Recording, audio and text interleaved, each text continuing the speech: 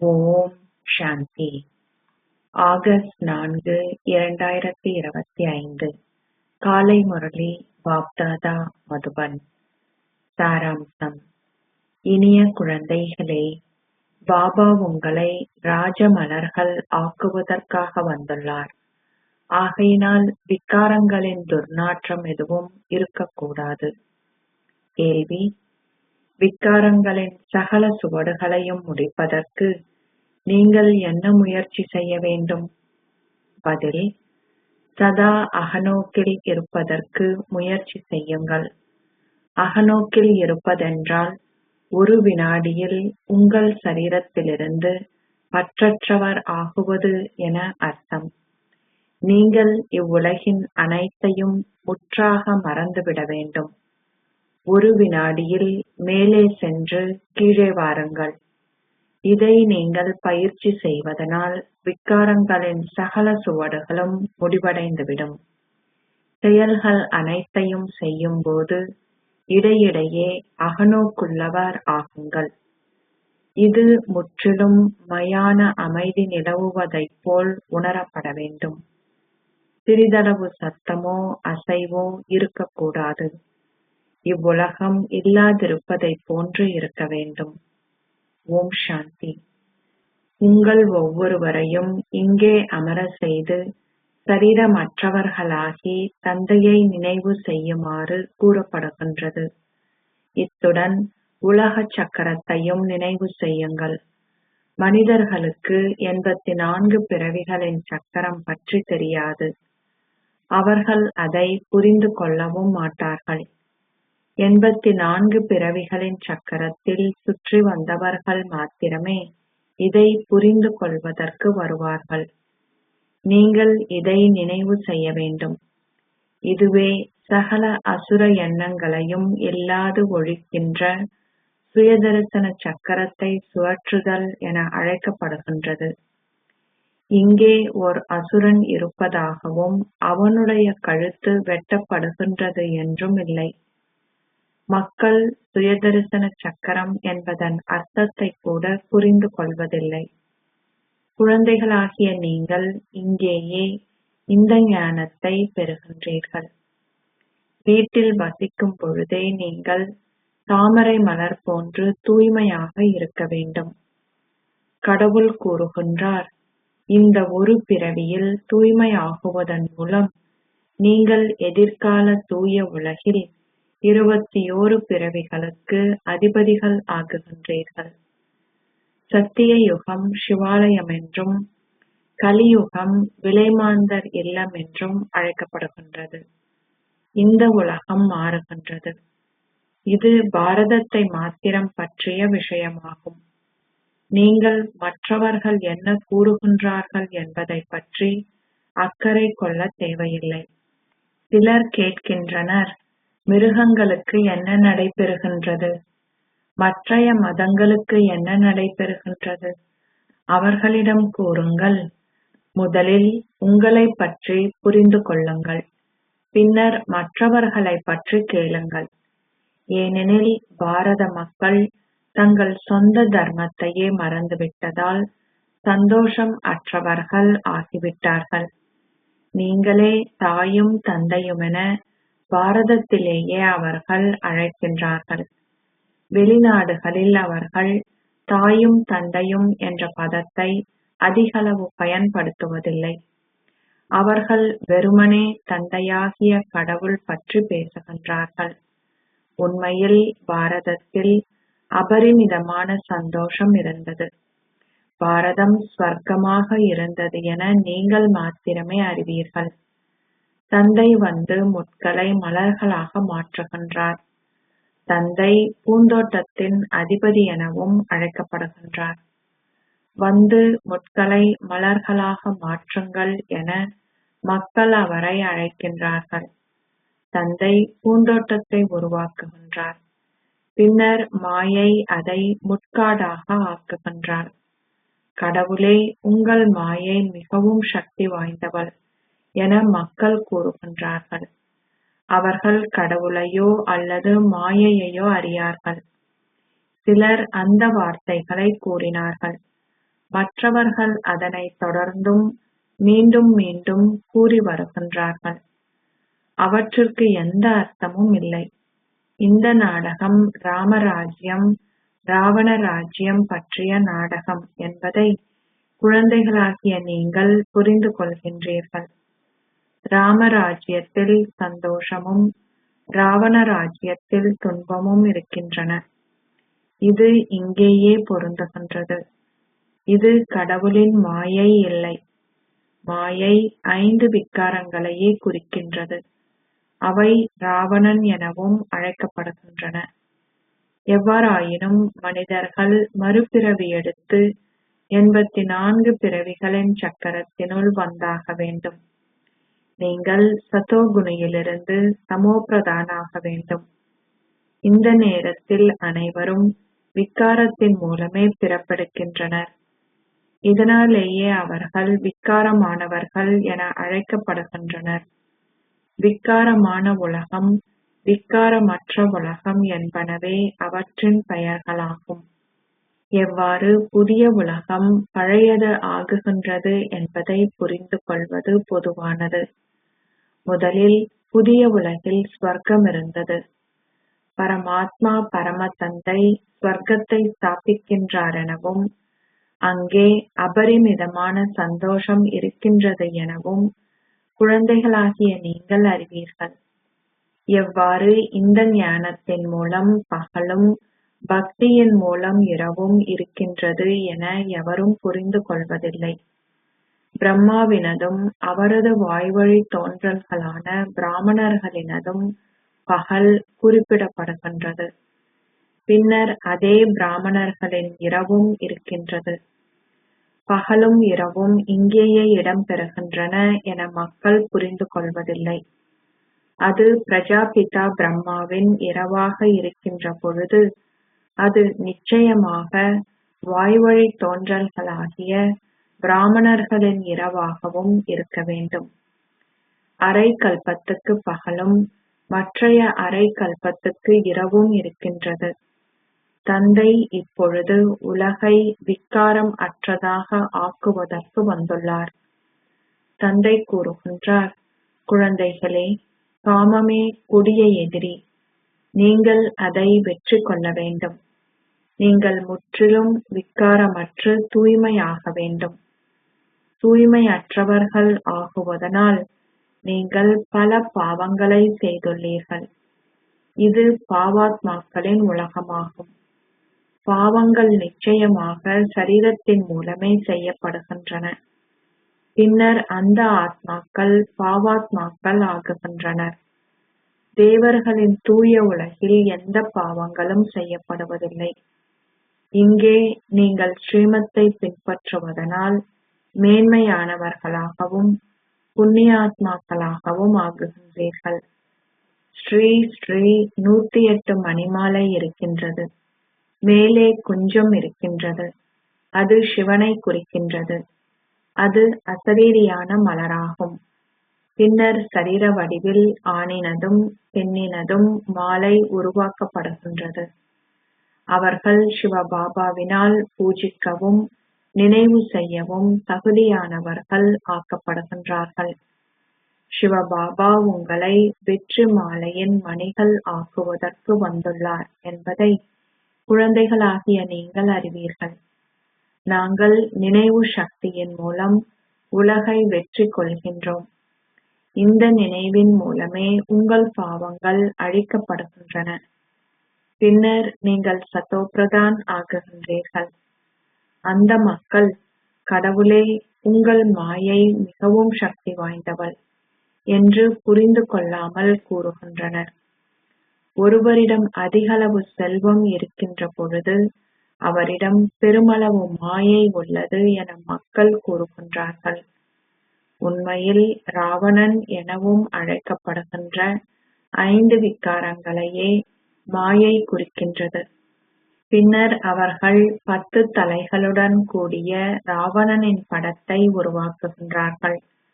அந்த படம் இருப்பதால் அதனுடைய விளக்கமும் கொடுக்கப்பட வேண்டும். உதாரணமாக அங்கதனை பற்றி கூறப்படுகின்றது.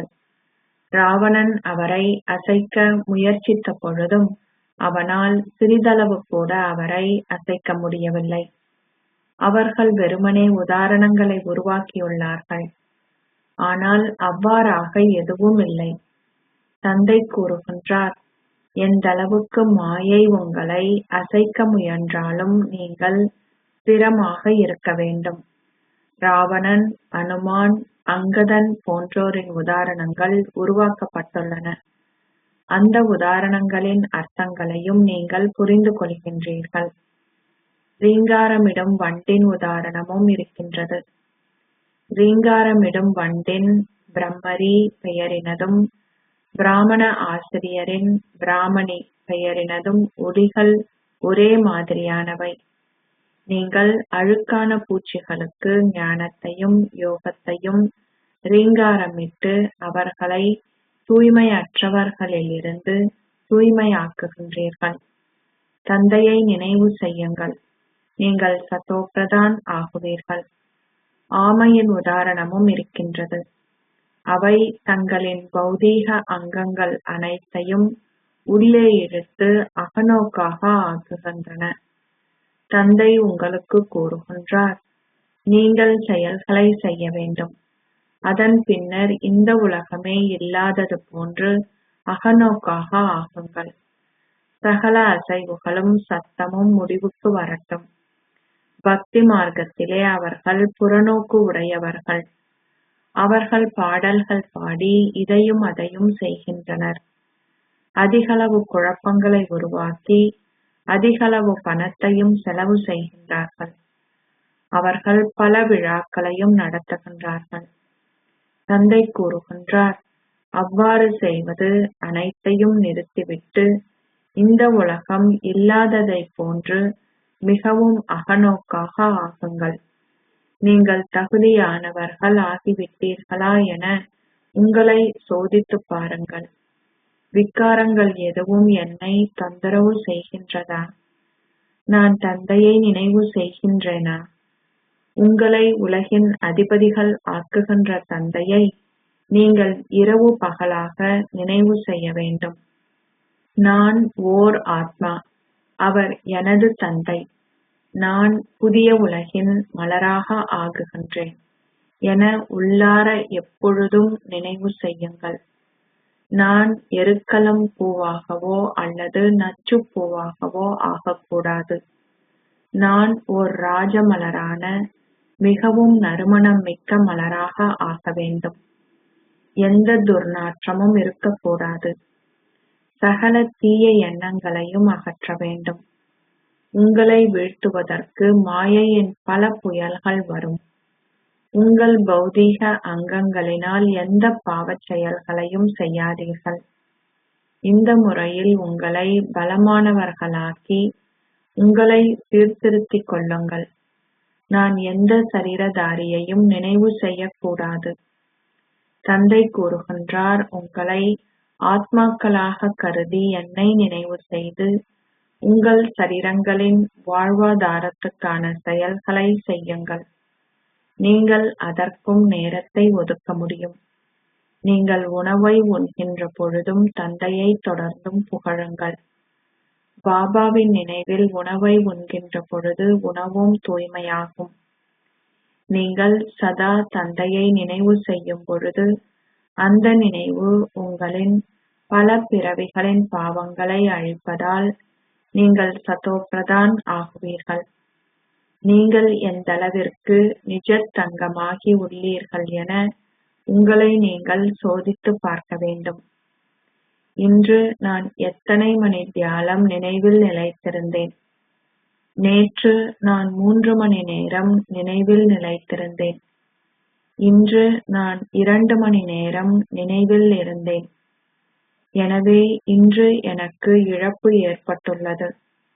ஏற்றமும் இரக்கமும் தொடர்ந்தும் உள்ளன. மக்கள் யாத்திரைக்கு செல்கின்ற பொழுது சில இடங்கள் உயரமாகவும் மற்றைய இடங்கள் தாழ்வாகவும் இருக்கின்றன. உங்கள் ஸ்திதியும் தொடர்ந்தும் மேலும் கீழும் செல்கின்றது. நீங்கள் ஒவ்வொருவரும் உங்களுடைய சொந்த கணக்கை பார்க்க வேண்டும். நினைவு யாத்திரையே பிரதான விஷயமாகும். இவை கடவுளின் வாசகங்களாக இருப்பதனால் நிச்சயமாக அவருடைய குழந்தைகளுக்கு மாத்திரமே அவர் கற்பிக்கின்றார். அவர் எவ்வாறு முழு உலகிற்கும் கற்பிக்க முடியும்? யார் கடவுள் என அழைக்கப்பட முடியும்? கிருஷ்ணர் ஒரு சரீரதாரி. அசரீரியான பரமாத்மாவான பரம தந்தையே கடவுள் என அழைக்கப்படுகின்றார். அவர் கூறுகின்றார், நான் ஒரு சாதாரண சரீரத்தில் பிரவேசிக்கின்றேன். பிரம்மா ஒரு வயதான சரீரத்தை கொண்டிருந்தார் என நினைவு கூறப்படுகின்றது. ஒரு முதிய மனிதரே வெள்ளை நிற தாடி மீசையை கொண்டிருப்பார். ஒரு முதிர்ந்த அனுபவமுள்ள ரதமே நிச்சயமாக தேவைப்படுகின்றார். கடவுள் ஓர் இளைய ரதத்தில் பிரவேசிப்பாரா? அவரே கூறுகின்றார், எவருமே என்னை அறியார். அவரே பரமனும் தந்தையான கடவுளும் ஆவார். அவரே பரமாத்மா. நீங்கள் 100% தூய்மையாக இருந்தீர்கள். நீங்கள் இப்பொழுது 100% தூய்மையற்றவர்கள் ஆகிவிட்டீர்கள். சத்திய யுகத்தில் 100% தூய்மை இருந்தது. ஆகையினால் அங்கே அமைதியும் செழிப்பும் இருந்தன.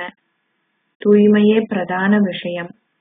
எவ்வாறு தூய்மையற்ற மக்கள் தூய்மையானவர்களின் விக்கிரகங்களுக்கு முன்னால் தலை வணங்கி அவர்களின் புகழ் பாடுகின்றார்கள் என நீங்கள் பார்க்கலாம். நீங்கள் சகல தெய்வீக குணங்களும் நிறைந்தவர்கள். நாங்கள் சீரழிந்த பாவிகள் என அவர்கள் ஒருபொழுதும் சந்நியாசிகளுக்கு கூறுவதில்லை. அவர்கள் இதை தேவர்களின் விக்கிரகங்களுக்கே கூறுகின்றனர். பாபா விளங்கப்படுத்தியுள்ளார், அனைவரும் ஒரு குமாரிக்கு தலை வணங்குகின்றார்கள். பின்னர் அவள் திருமணம் புரிந்ததும் அவள் பாவத்தில் ஈடுபட்டு அனைவருக்கும் தலை வணங்க வேண்டும். தந்தை கூறுகின்றார், இப்பொழுது நீங்கள் விக்காரமற்றவர்கள் ஆகினால் அரை கல்பத்துக்கு விக்காரமற்றவர்கள் ஆகுகிறீர்கள். 5 விக்காரங்களின் ராஜ்யம் இப்பொழுது முடிவிற்கு வருகின்றது. இது மரண பூமியும் அது அமரத்துவ பூமியும் ஆகும். ஆத்மாக்களாகிய நீங்கள் ஒவ்வொருவரும் இப்பொழுது 3வது கண்ணாகிய ஞானத்தை பெற்றுள்ளீர்கள். தந்தையே உங்களுக்கு இதை கொடுக்கின்றார். நெற்றியிலேயே ஒரு திலகம் இடப்படுகின்றது.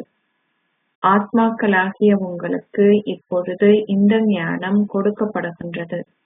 எதற்காக? அதன் மூலம் நீங்கள் உங்களுக்கே ராஜ்ய திலகத்தை கொடுக்க முடியும். ஒருவர் சட்ட நிபுணர் ஆகுவதற்காக கற்கின்ற பொழுது அவர் சட்ட நிபுணர் என்ற திலகத்தை தனக்கு இட்டுக் கொள்வார்.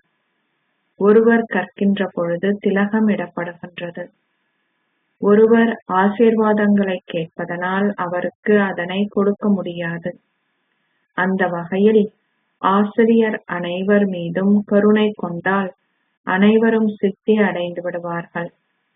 குழந்தைகளாகிய நீங்கள் உங்களுக்கே ராஜ்ய திலகத்தை இட்டுக்கொள்ள வேண்டும். தந்தையை நினைவு செய்வதனால் உங்கள் பாவங்கள் அழிக்கப்படும். சக்கரத்தை சுழற்றுவதன் மூலம் நீங்கள் பூகோளத்தை ஆட்சி செய்பவர்களான சக்கரவர்த்திகள் ஆகுவீர்கள். தந்தை கூறுகின்றார், நான் உங்களை அரசர்களுக்கெல்லாம் அரசர்கள் ஆக்குகின்றேன். தேவர்கள் இரட்டை கிரீடமுடையவர்கள் ஆகுகின்றார்கள். தூய்மையற்ற அரசர்கள் கூட அவர்களை பூஜிக்கின்றார்கள். நான் உங்களை பூஜிக்கின்ற அரசர்களை விடவும் உங்களை மேலும் மேன்மையானவர்கள் ஆக்குகின்றேன். அதிகளவு தானம் செய்து பெருமளவில் புண்ணியம் செய்தவர்கள் தாங்கள் செய்த நல்ல செயல்களின் பலனாக ஓர் அரசருக்கு தங்கள் அடுத்த பிறப்பை எடுப்பார்கள். இங்கே நீங்களும் கிரகித்து மற்றவர்களுக்கும் தானம் செய்கின்ற அழியாத இந்த ஞான ரத்தினங்களை இப்பொழுது பெறுகின்றீர்கள். இதுவே உங்கள் வருமானத்தின் ஆதாரமாகும். அந்த ஆசிரியர்கள் அந்த கல்வியை தானம் செய்கின்றார்கள்.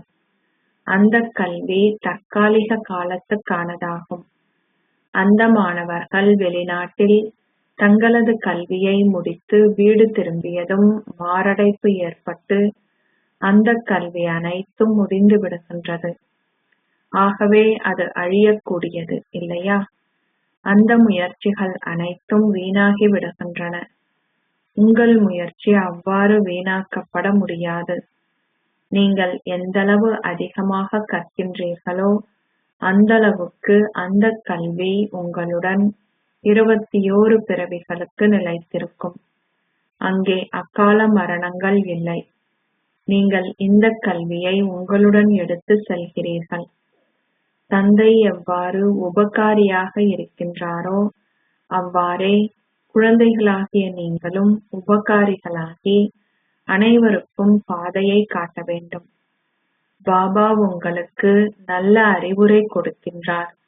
அனைத்து சமய நூல்களினதும் அதிமேன்மையான ரத்தினமாக விளங்குகின்ற ஸ்ரீமத் பகவத் கீதைக்கு ஏன் அதிகளவு புகழ் உள்ளது என அனைவருக்கும் விளங்கப்படுத்துங்கள். கடவுளின் வழிகாட்டல்கள் மாத்திரமே மேன்மையானவை. ஆனால் கடவுள் என அழைக்கப்படுபவர் யார்? ஒரேயொரு கடவுள் மாத்திரமே இருக்க முடியும். அவர் சகல ஆத்மாக்களினதும் தந்தையான அசரீரியானவர் ஆவார். இதனாலேயே அனைவரும் சகோதரர்கள் என கூறப்படுகின்றது. பின்னர் பிரம்மாவினால் புதிய உலகம் ஸ்தாபிக்கப்படுகின்ற பொழுது நீங்கள் சகோதர சகோதரிகள் ஆகுகின்றீர்கள். இந்த நேரத்தில் நீங்கள் சகோதர சகோதரிகள் ஆகுகின்றீர்கள். ஆகவே நீங்கள் தூய்மையாக இருக்க வேண்டும். இதுவே தூய்மையாக இருப்பதற்கான நல்ல யுக்தியாகும். உங்கள் குற்றப்பார்வை முழுமையாக முடிவடைய வேண்டும். உங்களுடைய கண்கள் சில நேரங்களில் விஷமம் செய்யாதிருப்பதில் நீங்கள் மிகவும் கவனமாக இருக்க வேண்டும். நீங்கள் வீதியில் வறுத்த கடலை விற்பதை பார்க்கும் பொழுது நீங்கள் அதை உண்ண விரும்புவதில்லை, அப்படித்தானே? பலர் அவ்வாறான ஆசையை கொண்டுள்ளனர். அவர்கள் அதை உண்ணவும் செய்கின்றார்கள். ஒரு பிராமண சகோதரி ஒரு சகோதரனுடன் எங்கேயாவது செல்லும் பொழுது அவர் கடலையை அவளுக்கு வாங்கிக் கொடுத்தால் அதை ஒருமுறை உண்டால் பாவமில்லை என அவள் எண்ணுகின்றாள். பலவீனமானவர்கள் எவ்வித தயக்கமும் இல்லாமல் அவற்றை உண்டுவிடுகின்றார்கள். சமய நூல்களில் இதை அடிப்படையாகக் கொண்டு ஓர் உதாரணமும் உள்ளது. அவர்கள் அந்த கதைகளை உருவாக்கியுள்ளார்கள். அவை அனைத்தும் இந்த நேரத்திற்கே பொருந்துகின்றன. நீங்கள் அனைவரும் சீதைகள். தந்தை ஒரேயொரு தந்தையை நினைவு செய்யுமாறு உங்களுக்கு கூறுகின்றார். அதன் மூலம் உங்கள் பாவங்கள் அழிக்கப்படும். எவ்வாறாயினும் வேறு எதுவும் இல்லை. ராவணன் உண்மையில் ஒரு நபர் அல்ல என நீங்கள் புரிந்து கொள்கின்றீர்கள். விக்காரங்கள் ஆரம்பிக்கும் பொழுது மக்கள் ராவண சமூகத்திற்கு உரியவர்கள் என கூறப்படுகின்றார்கள். ஒருவர் அவ்வாறான செயல்களை செய்யும் போது நீங்கள் அசுரர் போன்றவர் என கூறப்படுகின்றார். அவரது நடத்தை அசுரத்தனமானது. விக்காரமான குழந்தைகள் குலத்தின் பெயரை அவதூறு செய்பவர்கள் என்று அழைக்கப்படுவார்கள். எல்லையற்ற தந்தை கூறுகின்றார், நான் உங்களை அவலட்சணமானவர்களிலிருந்து அழகானவர்கள் ஆக்குகின்றேன். பின்னர் நீங்கள் உங்கள் முகங்களை அழுக்காக ஆக்குகின்றீர்கள். நீங்கள் தூய்மையாக இருப்பதாக ஒரு சத்தியம் செய்கின்றீர்கள். பின்னர் நீங்கள் விக்காரமானவர்கள் ஆகுகின்றீர்கள். அவ்வாறானவர்கள் அவர்கள் முன்னர் இருந்ததை விட அவலட்சணமானவர் ஆகுகின்றார்கள். இதனாலேயே அவர்கள் கள்ளு புத்திகளை உடையவர்கள் என குறிப்பிடப்படுகின்றார்கள். நீங்கள் இப்பொழுது தெய்வீக புத்தி உடையவர்கள் ஆகுகின்றீர்கள். உங்கள் ஸ்திதி இப்பொழுது உயர்கின்றது. நீங்கள் தந்தையை இனங்கண்டவுடன் உலக அதிபதிகள் ஆகுகின்றீர்கள். இதில் சந்தேகத்துக்கான எந்த கேள்வியும் இல்லை. தந்தையே ஸ்வர்க்க கடவுளான தந்தையாவார். ஆகவே அவர் நிச்சயமாக குழந்தைகளாகிய உங்களுக்கு சொர்க்கத்தை பரிசாக கொண்டு வருவார். மக்கள் சிவனின் பிறந்த நாளை கொண்டாடுகின்றார்கள். அப்பொழுது அவர்கள் என்ன செய்கின்றனர்? அவர்கள் விரதம் இருக்கின்றார்கள். உண்மையில் விக்காரங்களை கைவிடுவதற்கே விரதம் இருக்க வேண்டும். நீங்கள் விக்காரத்தில் ஈடுபடக்கூடாது. விக்காரத்தின் மூலமே அது ஆரம்பித்த காலத்திலிருந்து மத்தியினூடாக இறுதி வரை நீங்கள் துன்பத்தை பெறுகின்றீர்கள். இப்பொழுது இந்த ஒரு பிறவிக்கு தூய்மையாகுங்கள். பழைய உலகின் விநாசம் முன்னால் உள்ளது. எவ்வாறு பாரதத்தில் 90,000 பேர் மாத்திரம் இருப்பார்கள் என பாருங்கள். பின்னர் அமைதி நிலவும். அங்கே முரண்பாடுகளை விளைவிப்பதற்கு வேறு எந்த மதங்களும் இருக்க மாட்டாது. ஒரு தர்மம் மாத்திரமே ஸ்தாபிக்கப்பட்டு ஏனைய மதங்கள் அனைத்தும் அழிக்கப்பட்டுவிடும். அச்சா, இனிமையிலும் இனிமையான அன்புக்குரிய, எப்போதோ தொலைந்து இப்போது கண்டுபிடிக்கப்பட்டிருக்கும் குழந்தைகளுக்கு உங்கள் தாய் தந்தையாக இருக்கும் பாப் தாதாவின் அன்பும் நினைவுகளும் காலை வந்தனங்களும். ஆன்மீக தந்தை ஆன்மீக குழந்தைகளுக்கு நமஸ்தே சொல்கிறார். ஆன்மீக குழந்தைகள் ஆன்மீக தந்தைக்கு நமஸ்தே சொல்கின்றனர். தாரணைக்கான சாராம்சம். 1. அழியாத இந்த ஞான செல்வத்தை கிரகித்து பின்னர் அதை தானம் செய்யுங்கள். இந்த கல்வியின் மூலம் உங்களுக்கு ஓர் ராஜ்ய திலகத்தை இடுங்கள். தந்தையை போன்று உபகாரி ஆகுங்கள். 2. உணவு பானம் பற்றிய அனைத்து முன்னெச்சரிக்கைகளையும் கடைபிடியுங்கள். உங்கள் கண்கள் ஒரு பொழுதும் உங்களை ஏமாற்றாதவாறு கவனமாக இருங்கள். உங்களை சீர்திருத்துங்கள். உங்கள் பௌதீக அங்கங்கள் மூலம் எந்த பாவச் செயலையும் செய்யாதீர்கள். ஆசீர்வாதம். நீங்கள் சதா உங்களின் மனதின் சக்தியை அனுபவம் செய்து அதை எல்லையற்ற பணிகளில் ஒத்துழைப்பதற்கு பயன்படுத்துவீர்களாக. ஜடப்பொருளையும் தமோகுணி ஆத்மாக்களின் அதிர்வலைகளையும் மாற்றுவதற்கும் அவசியமற்ற ரத்தம் சிந்தும் சூழலிலும் அதிர்வலைகளில் இருந்தும் உங்களை பாதுகாப்பாக வைத்திருப்பதற்கும் ஆத்மாக்கள் பலருக்கு ஒத்துழைப்பை வழங்குவதற்கும் புதிய உலகிற்கான புதிய படைப்பை யோக சக்தியுடன் ஆரம்பியுங்கள். இந்த பாரிய பணிகள் எல்லாவற்றுக்கும் உங்களின் மனதின் சக்தி உங்களுக்கு அவசியம். உங்களின் மனதின் சக்தியால் மட்டுமே உங்களின் இறுதி கணங்கள் அழகானவையாகும். ஒருவரின் மனதின் சக்தி என்றால் மேன்மையான எண்ணங்களின் சக்தி ஒரேயொருவருடன் தெளிவான இணைப்பை பேணுதல் என்று அர்த்தம். இப்போது இதில் அனுபவசாலி ஆகுங்கள். அப்போது உங்களால் இந்த எல்லையற்ற பணிகளில் ஒத்துழைக்க கூடியதாக இருப்பதுடன் அந்த எல்லையற்ற ராஜ்யத்தின் உரிமையையும் கோர முடியும்.